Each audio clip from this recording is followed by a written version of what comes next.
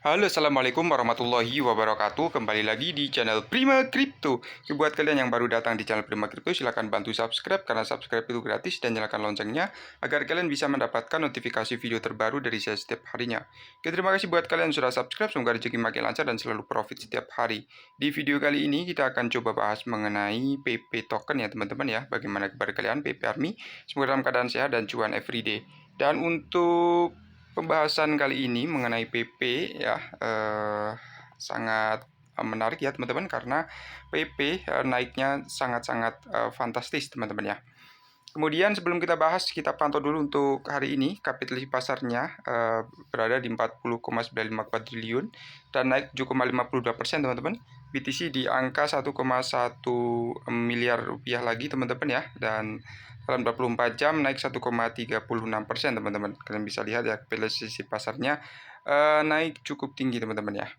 Kemudian untuk PP ya, PP sekarang di harga 0,2 rupiah teman-teman. Kemudian kenaikannya cukup lumayan ya di sini ya. Di harga 0,0000540 naik di 1424 ya, nolnya 4 kali teman-teman ya di sini ya. Oke, jadi selamat ya buat kalian yang sudah profit ya, silakan take profit ya teman-teman ya. Kemudian di sini untuk PP ya ada berita menarik. Jadi PP melonjak ke 20 besar ya setelah kenaikan tahunan 825% teman-teman. Untuk PP masuk ke daftar 20 teratas dengan keuntungan tahunan 825%, menunjukkan potensi untuk melampaui Litecoin, Polygon, dan Shiba Inu. Meskipun pasar global mengalami sedikit koreksi dalam beberapa jam terakhir, PP berhasil melampaui ekspektasi dan naik ke peringkat 20 besar. Berdasarkan data dari CoinMarketCap, PP telah mencapai keuntungan luar biasa sebesar 825% selama setahun terakhir, teman-teman. Kemudian pencapaian mengesankan ini merupakan bukti fundamental PP yang kuat dan kepercayaan investor yang semakin meningkat. Dikeluarkan pada April 2023, token bertema katak ini dengan cepat melonjak hingga mencapai kapitalisasi pasar 1 miliar dolar dalam beberapa minggu setelah debutnya ya. Jadi pada saat berita ini dimuat, PP berdiri sebagai andalan di arena koin meme dengan valuasi 5,8 miliar dolar ya. Jadi pertumbuhan besar ini telah menobatkan PP sebagai peluncuran koin meme paling signifikan pada tahun 2023, mengungguli pesaing seperti Bong, Dog, Big Head, dan meskipun terjadi lonjakan pesat teman-teman. Kemudian dengan PP mengakali hampir 8 token sejak Senin, pakar pasar memperkirakan bahwa token tersebut akan segera melampaui Litecoin dan Polygon dalam kapitalisasi pasar ya. Jadi laporan serupa oleh Crypto Basic menunjukkan bahwa PP mungkin akan ada segera melampaui Shiba ya sesuai perkiraan industri. Jadi menurut laporan, agar PP dapat mencapai kapitalisasi Shiba, harganya naik di sekitar 3582 ya, dan mewakili peningkatan signifikan sebesar 221% dari nilainya saat ini. Kemudian PP diperdagangkan di 1382 menandai penurunan 2,40% dari harga sebelumnya ya. Namun meski turun tipis, harga melonjak 35% dalam 7 hari terakhir. Sebagai perbandingan saat ini di Shiba di 241 dengan volume perdagangan 24 jam sebesar 933 juta dolar ya. Jadi kapitalisasi pasar mencapai 14,212 miliar dolar, menunjukkan kehadiran pasarnya yang lebih besar dan minat investor yang lebih tinggi. Jadi pada grafik harian, PP USD stabil di sekitar level Fibonacci retracement 78,6%. Pada fase ini harga mungkin bersosialisasi atau berosilasi ya antar level support di 10867 dan resisten pada titik tertinggi sepanjang masa. Kemudian jika tekanan beli meningkat, PP USD menembus level tertinggi sepanjang masa di 1690. Hal ini dapat membuka jalan menuju level tertinggi baru ya. Sebaliknya, jika harga gagal menembus resisten, kemungkinan terjadi kemunduran ke level support berikutnya ya. Di Fibonacci retracement 50% di sekitar 10867.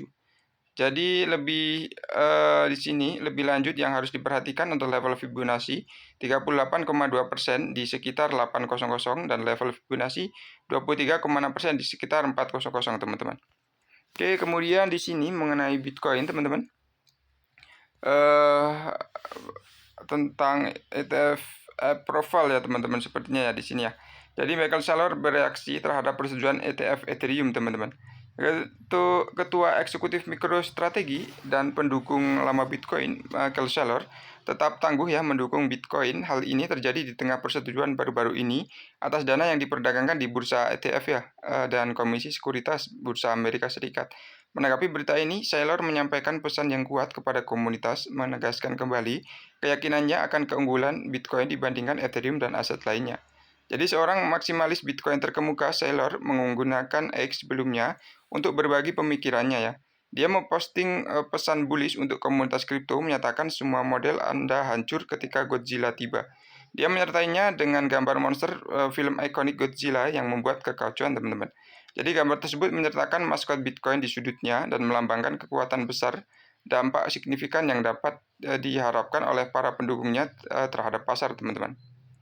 Jadi menyusul persetujuan ETF Ethereum, Bitcoin dan Ethereum mengalami penurunan harga selama 24 jam terakhir. Bitcoin diperdagangkan di 67.000 ya, dan menyusul penurunan harian 3,4%, teman-teman. Sementara ETF di sini atau ETH turun 4%, teman-teman. Dan sekarang mulai naik lagi ya. Jadi reaksi Saylor ini menggarisbawahi keyakinannya yang tak tergoyahkan terhadap potensi jangka panjang Bitcoin. Dia yakin bahwa Bitcoin akan melampaui Ethereum dan pesaing lainnya di pasar ya. Jadi kenaikan ini konsisten dengan strategi Saylor yang lebih luas dan investasi perusahaannya di Bitcoin memposisikannya sebagai suara terdepan di sektor mata uang kripto. Untuk persetujuan ETF Ethereum merupakan perkembangan signifikan dalam industri mata uang kripto, teman-teman. Namun pesan Saylor menyoroti persaingan yang sedang berlangsung antara BTC dan Ethereum. Hal ini memperkuat keyakinan di kalangan pendukung Bitcoin bahwa BTC pada akhirnya akan menang sebagai aset digital yang dominan ya. Jadi untuk FTX ya teman-teman, di sini apakah akan ada penggantian dana atau bagaimana? Jadi FTX ini membayar 25 juta dolar kepada pelapor sebelum runtuh ya, mengungkapkan laporan pemeriksa. Untuk pertukaran kripto teman-teman, bangkrut ya, FTX tahun kemarin membayar 6 pelapor yang dirahasiakan dengan lebih dari 25 juta dolar untuk mengidentifikasi kelemahan perusahaan.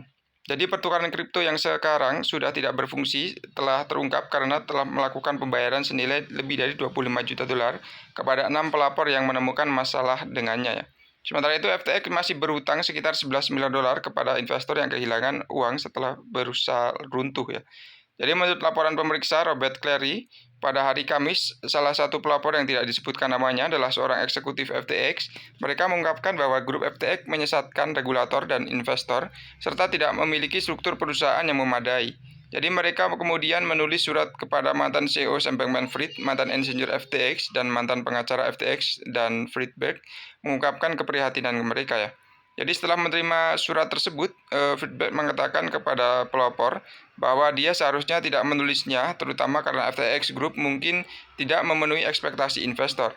Ia juga merekomendasikan agar pelapor meminta maaf kepada Bankman-Fried dan menurut laporan tersebut, pelapor mengundurkan diri pada September 2022. Jadi secara terpisah, pelapor lainnya melontarkan tuduhan manipulasi pasar dan insider trading setelah kurang dari 2 bulan bekerja di FTX ya. Jadi yang ketiga ditawari penyelesaian 200 ribu dolar setelah menuduh manipulasi pasar dan penyembunyian hubungan ya. Laporan pemeriksa mengungkapkan bahwa FTX Group tidak memiliki daftar karyawan teman-teman dan yang terkini ya atau lengkap pada saat pengajuan kebangkrutan ya. Jadi selain itu banyak karyawan yang mengundurkan diri secara informal teman-teman.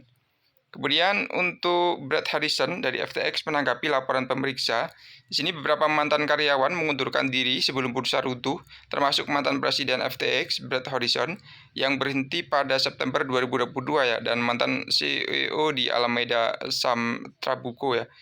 Jadi menanggapi laporan pemeriksa, Harrison memposting di situs media sosial X pada Kamis meski tidak secara tegas membantah pelapor ya. Dia berargumen bahwa dia tidak dibayar 16 juta dolar dan tidak melakukan penyelesaian apapun untuk perjanjian keluarnya. Jadi Harrison mengatakan dia diizinkan untuk mempertahankan sebagian ekuitasnya di perusahaan setelah keluar ya. Jadi FTX runtuh pada November 2022 dan telah menjalani proses kebangkrutan saat itu. Kemudian untuk Sam Bankman-Fried ini didakwa pidana menipu pelanggan dan memberi pinjaman. Kemudian investor FTX kemudian dijatuhi hukuman 25 tahun penjara teman-teman ya. Ini adalah sampai Maverick-nya teman-teman ya. Oke, nanti akan kita bahas lagi dan buat teman-teman semua yang ingin invest selalu gunakan dana bebas, selalu pilih exchange yang tepat ya teman-teman ya. Oke, terima kasih sudah menonton video ini. Share jika video ini bermanfaat. Sampai jumpa di video selanjutnya. Wassalamualaikum warahmatullahi wabarakatuh. Salam profit.